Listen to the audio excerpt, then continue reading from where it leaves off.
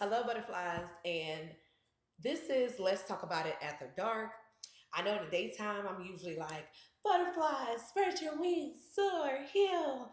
But after dark, you're gonna get the first time I called, she was jiggling on my balls in and out of her jaws. I was beating down that version of me, okay? I have to be real raw and uncut. That's who I am. I'm becoming. I haven't became. Don't get that twisted. But I want to say happy 1 week surgery for me. Today is my 1 week day. Uno seminal. I think Salvador say I said it in Spanish. She a little Spanish tutor and stuff. She tutor her mama. But yes. So a lot of you know because I had posted I had surgery. And as much as I wanted to get these long, sagging, throw it behind your back ass titties done. My husband said that'll be my birthday gift this year. Okay. But before I get into the surgery that I had, let me just say this. Women, women, women, and men, but really women, advocate for yourself when it comes to your body. If one doctor say no, go to another. If that doctor say ain't nothing wrong, go to another. Because what they can't tell you is how you feeling. I remember one time my little sister went to. Don't get me wrong. Some people it's all psychological. Oh, something's wrong, or something that. And if you keep going to the same doctor, they're not gonna ever take you serious.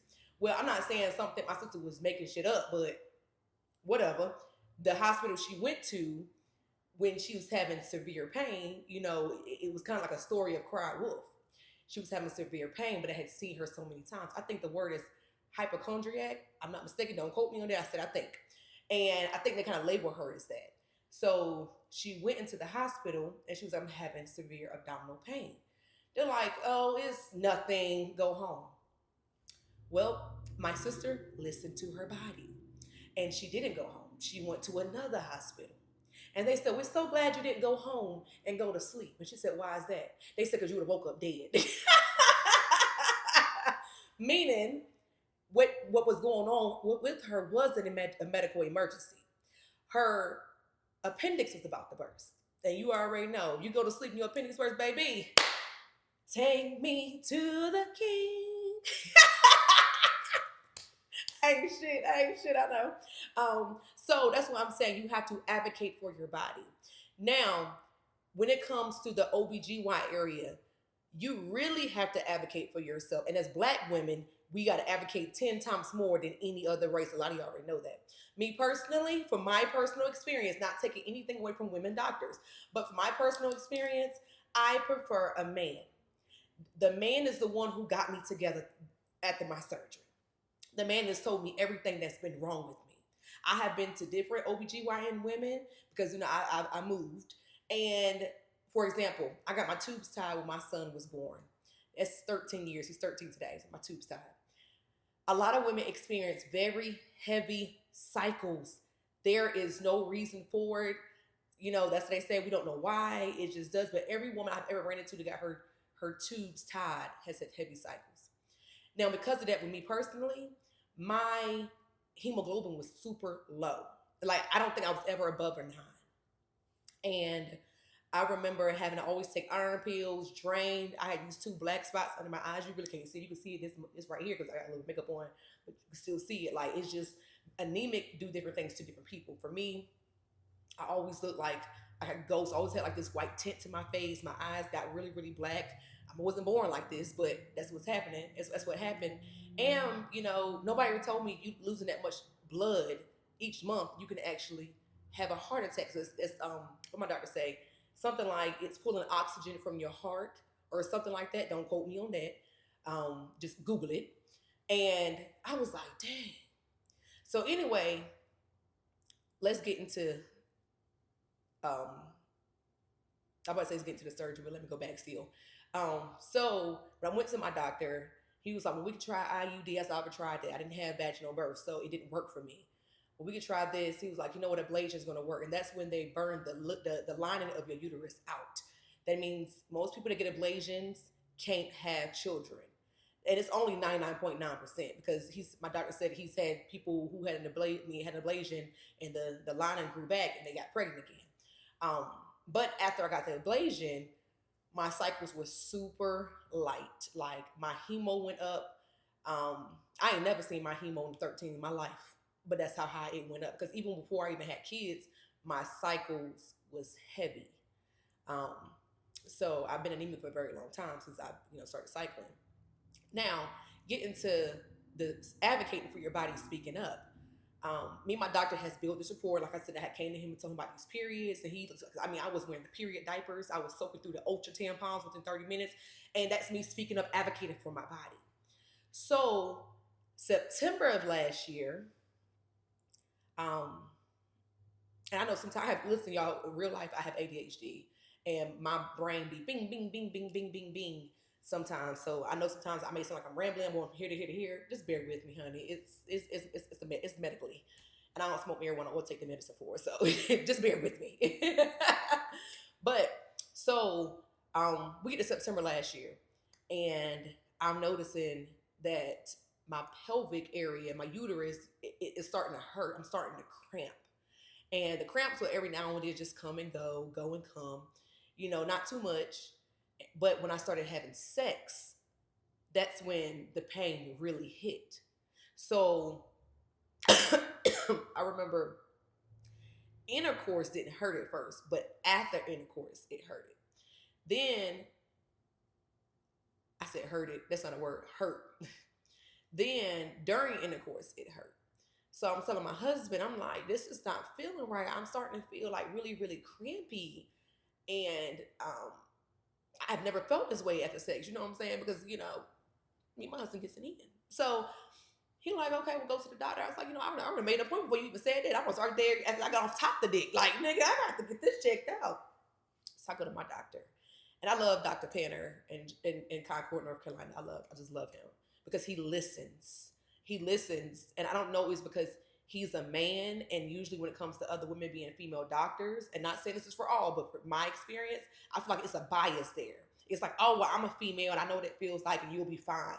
Men are different. Don't get me wrong. Like I said, not all men, because I've had some of my female friends like, I will never go back to a male doctor. Everybody has the experience. It's bad apples in the bunch. So for my doctor, he was just like, okay, it's one or two things. It's going to be endometriosis, which I'm thinking it is, or I'm going to butcher the words, so I'm going to pronounce how to say it on my Google. Hold on one second. Give me a second. Adenomyosis. Or adenomyosis. And he said, I'm gonna get an ultrasound done for you, but there's no 100% way of telling me unless you have a hysterectomy. But we're gonna try everything. He's old you again, and at this time I was 36. I'm 37 now. And he said we're gonna do everything we can do. And I'm gonna try to put you on these birth control pills because again the IUD doesn't work for me. Inflammatory, inflammatory meds. I'm not a pill taker, Nathaniel. I don't do none of that. I do what I can when I'm hurting severe pain, but other than that, I'm not taking no drugs. Um, and so we tried the birth control. So the first birth control we had, he was like, don't take the last row. It don't make your cycle come on. I said, okay, cool. That birth control had iron in it, but I was still having severe abdominal pain and I was spotting. So he said, okay, let's change that medication to another one, to another birth control. Tried it. That one, the spotting stopped, but it felt like the pain just got worse and worse. So he was okay, I'm gonna up the dosage on that. Up the dosage, baby. Up the dosage and up my goddamn cravings. You know, I understand. I've been eating this nigga out of house and a home.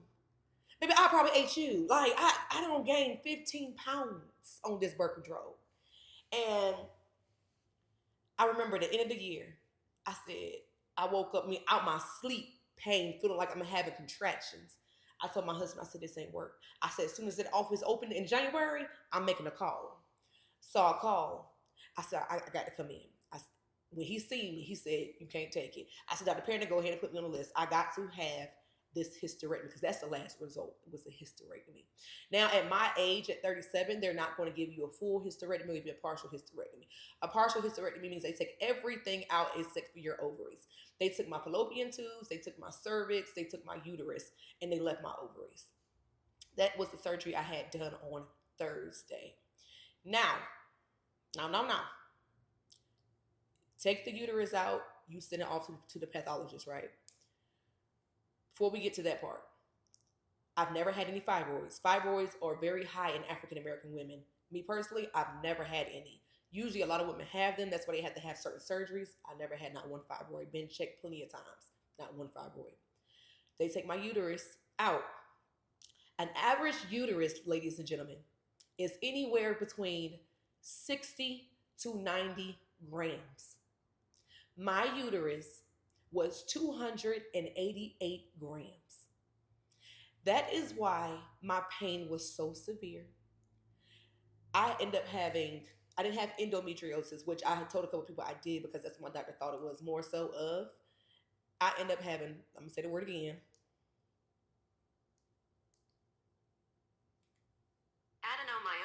adenomyosis. And I know you're thinking, like, what is that? So I'm going to tell you what adenomyosis is.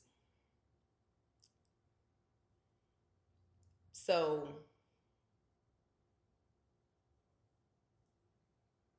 it's when tissue grows into and thickens the uterine wall, which can cause your uterus to expand. Heavy periods, if I was still having a period like that, um, contractions, painful sex. Um, Let me see. And it grows outside the normal location.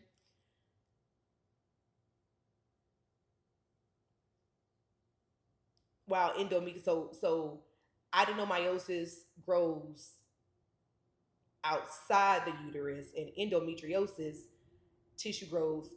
No, I'm sorry, it's vice versa. Adenomyosis grows inside, endometriosis tissues growing outside the uterus.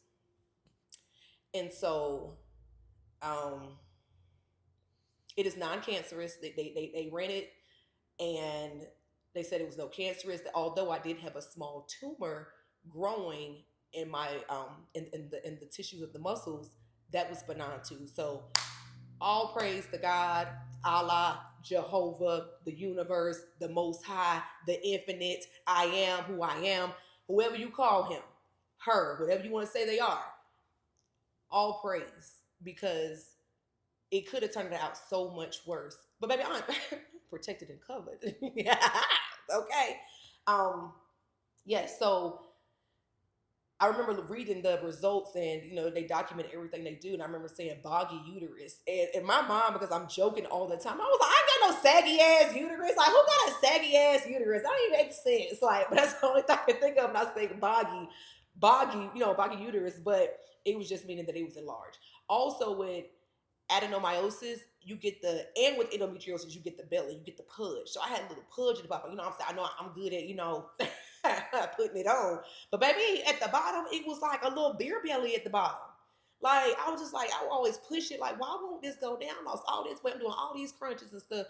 Why won't this go down? My uterus is big as hell. And actually, my girlfriend looked it up for me. The biggest uterus has been 16 pounds. Can you imagine? That's a whole baby. That's bigger than a baby. And you got this big ass belly, sticking out, and you think it's a tumor or something. It's really your uterus looking all baggy and shit. But let me tell you, so the surgery was a success. I woke up. I was definitely crying for my daddy, and I'm a daddy's girl, so I'm just like, my daddy he came there for me. So I'm just like, I want my daddy, not my husband, not my sons, not my best friend. I want my daddy, because something go down. I need my daddy right here. Okay, I'm gonna fight it like my daddy. My daddy's a fighter like me. Something go down, we tear all this shit up. But it brought me back to when I first was pregnant and I had my son. They gave me I had a epidural spinal tap, and they had to up the medicine because they had to realize they had to do a C-section. And I'll never forget my daddy said this. My daddy said, "You need to get that baby out of her because she can have another baby, but I can't have another her." I said, "Oh, my daddy loved me." I'm silly, but no. Recovery. So I came out the room. They immediately gave me some more medicine. They're talking to me, everything like that. Um, I realized I have another IV in my hand, my arm. Um, Things you need to know about yourself. Know what type of blood type you have. I know I'm B positive. Know who can give you blood. Know who you can give people blood to.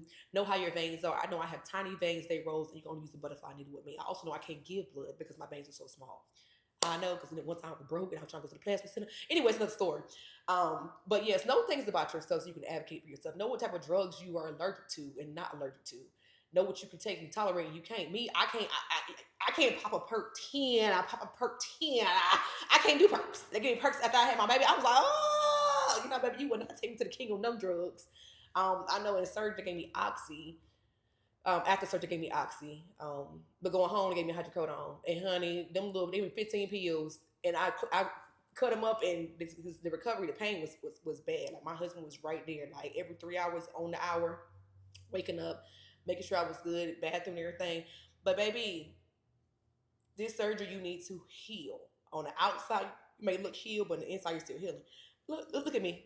Look at me looking at you. Looking at me. I'm looking at myself, y'all. Telling myself that, baby, I'm gonna sit my ass down. My husband be like, damn, sit down. And it's only been 1 week. But I'm over there like, you see, like I don't got my little makeup on today. You know what I'm saying? I washed my hair and shit because I was looking like I knew I looked horrible. And this is TMI, but you know I'm an open book. I know I look horrible because I can't have sex. Oh yeah, I'm gonna get into that. I can't have sex. But that's to my husband.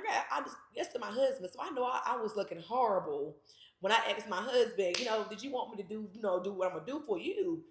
And he said, and mind you, I had on that shiki and a scarf. He said, "No, I'm cool. I don't ever want to think about Harriet Tubman doing nothing to me."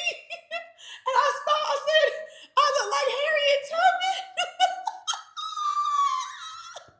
Then I got up and went in the bathroom and looked and said, "Hell yeah, you do, bitch." So the day my husband woke up and he seen me like this, he was like, "Oh, you look good."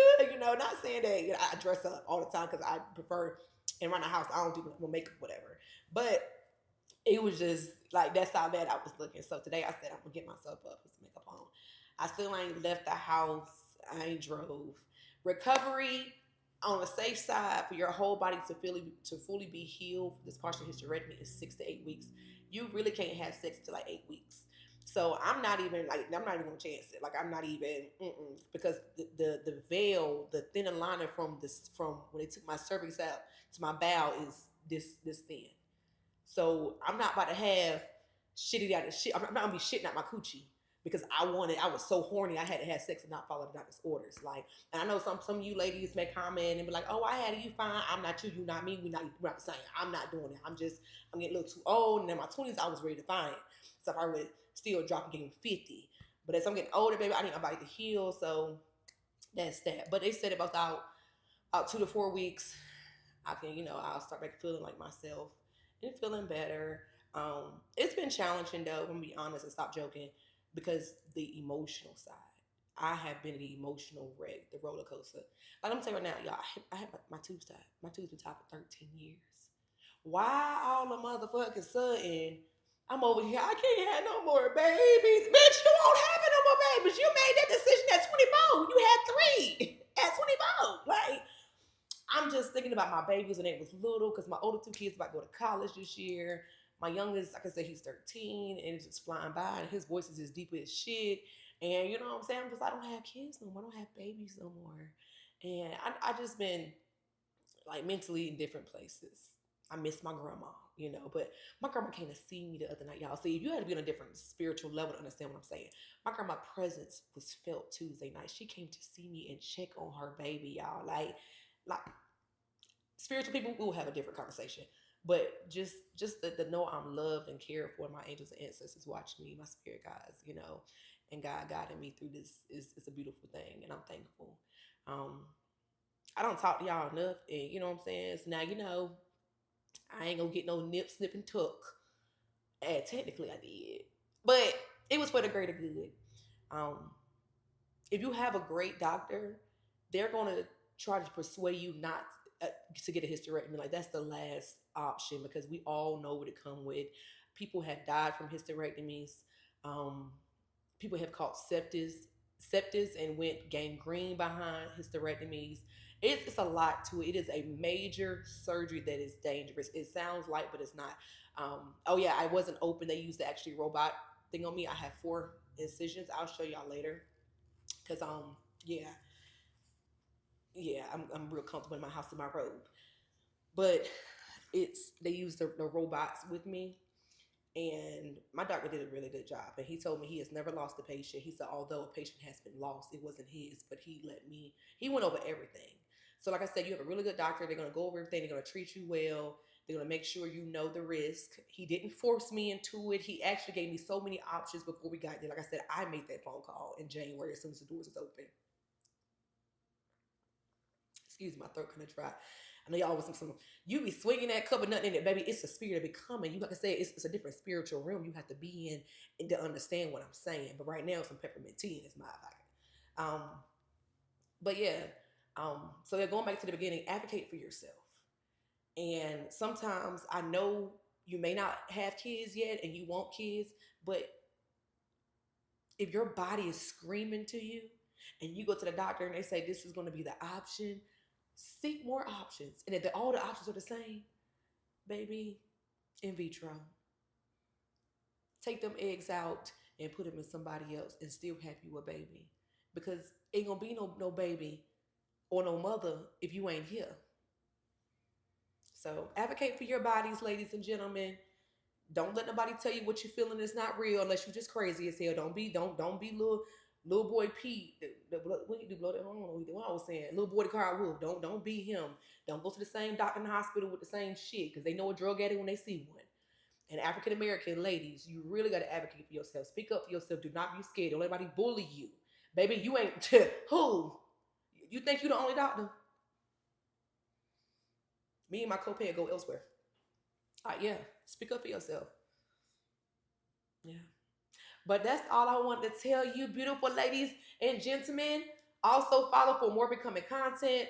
I'm going to drop these like every night. I know this is like 21 minutes going on, about 22, 23. But I said I'm going to drop more of these because in daytime it's inspirational. But I'm such a real, authentic person that I love to share my testimonies and things I've been through. And the reason I like to share it is because every time I share it, I get flooded with DMs and people telling me that I'm not alone and thank you for sharing my story because it gives them strength. They found a new level to unlock to move forward. It's beautiful how we can come together and share shit we've been through. And like I always tell God, baby, I could be the sacrificial lamb. Baby, I was built God tough, okay? All right. Anyway, follow for more. Y'all have a beautiful night. Love you. Bye.